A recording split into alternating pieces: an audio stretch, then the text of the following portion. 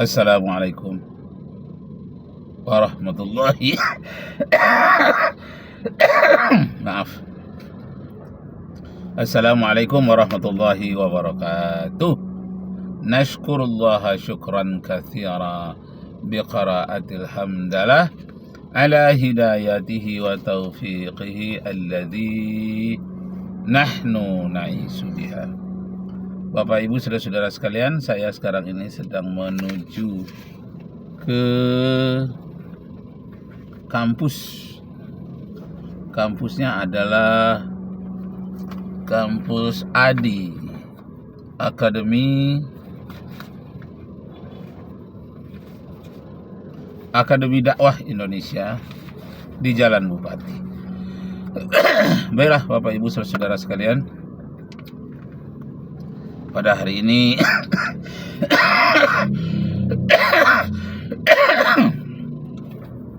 saya akan membacakan kurikulum yang akan dilalui oleh mahasiswa saya selama 1 semester 16 tatap muka, termasuk 2 kali ujian.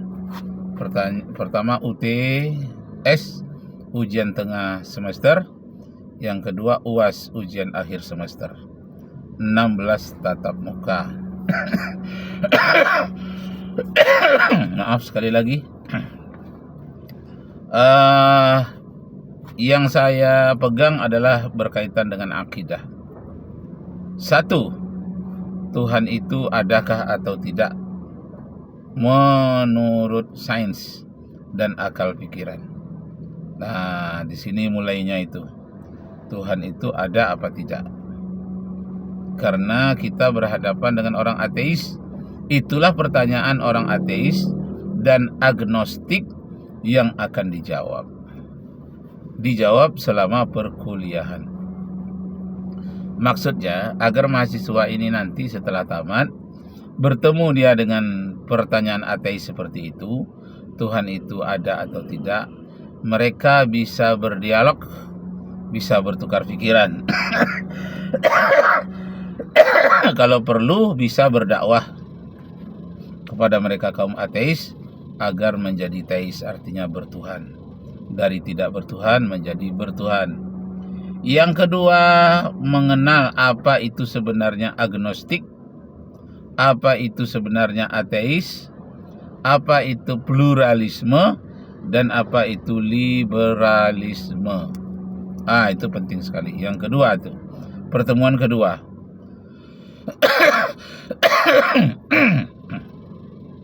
Maaf. Pertemuan ketiga, buktinya ada Tuhan secara fitrah manusia dan secara sains. Yang keempat, teori kemungkinan dan kebetulan terciptanya alam semesta ini. Yang kelima, persyaratan untuk menjadi Tuhan. Nah, siapa saja yang bisa dipertuhankan? Siapa yang berhak menjadi Tuhan? Ini pertanyaannya dari ateis juga. Telinga kita agak tercengang mendengarkannya. Judulnya saja, persyaratan untuk menjadi Tuhan. Masya Allah, seakan-akan pemilu pula ya, persyaratan untuk bisa memilih. Tapi bukan itu. Kemudian yang keenam, persyaratan bagi suatu kitab untuk dapat disebut sebagai suatu kitab suci. Apa syaratnya? Suatu kitab itu bisa disebut sebagai kitab suci. Kemudian yang ketujuh, perbandingan isi Bible dan Al-Quran menurut ilmu perbandingan agama. Maaf sekali lagi. Nah, kemudian ayat-ayat yang tidak senonoh di dalam kitab suci berbagai-bagai agama. Karena ada tuduhan dari orang liberalisme, seluruh kitab suci yang ada di dunia ini sekarang mengandung pornografi. Ini kita tinjau apakah benar Al-Quran pun mengandung pornografi juga, atau kitab lain. Nanti akan kita tinjau. Yang ke-9 asal usul ilmu pengetahuan yang terkait dengan kristologi dan islamologi. Saya kira islamologi dulu baru kristologi. Karena islamologi ini penjajah yang menajah atau menyusunnya, terutama Snokhok Ranye untuk di Indonesia, dan untuk di Inggris ada namanya Hamilton Harjib yang menulis tentang Islam dan peradaban. Islam is indeed much more than a system of theology, it's a complete civilization. Itu pernyataan yang berkaitan dengan kristologi dan islamologi. Kemudian yang ke-10 pengetahuan bumi dan antariksa.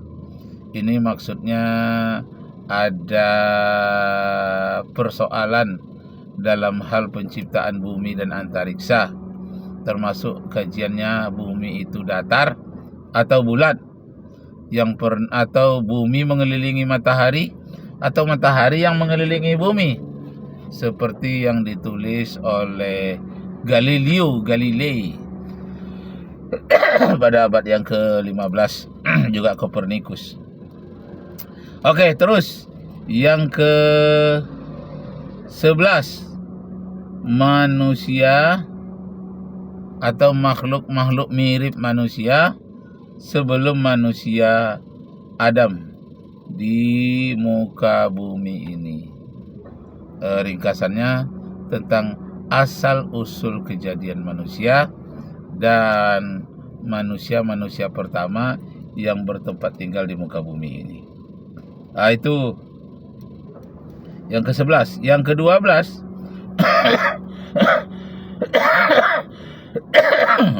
yang ke-12 karakter malaikat dan manusia. Nah, karakter malaikat itu la ya'sunallah, pada umumnya tidak ada yang bermaksiat kepada Allah. Kalau keturunan Adam pada umumnya pelupa dan jahil, pada umumnya berbuat kerusakan di bumi, menumpahkan darah. Terus yang ke-13 konsep ilah. Konsep ilah artinya konsep mencintai Allah. Kecintaan yang paling tinggi haruslah kecintaan kepada Allah.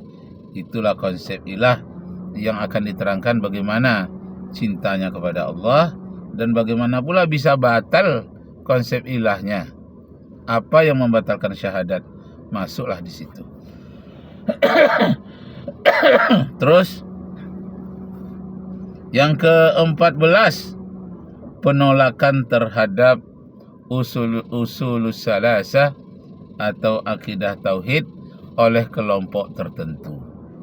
Jadi tidak pula semua orang, ada kelompok-kelompok tertentu yang menentang trinitas tauhid atau usulus salasah yang ditulis oleh Muhammad bin Abdul Wahhab.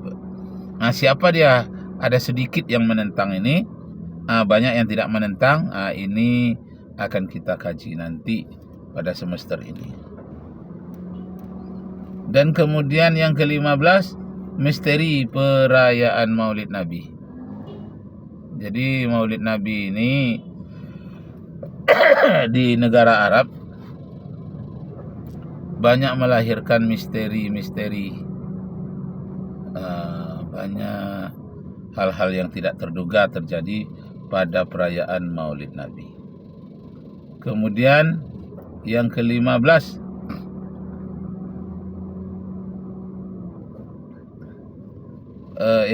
sudah. Yang ke-16, kecanggihan ilmu oksidentalis dan orientalis. Oksidentalis ini adalah orang-orang timur yang ahli tentang budaya barat. Sedangkan orientalis adalah orang-orang barat yang ahli tentang dunia timur, termasuk tentang agama-agama dunia timur, terutama Islam.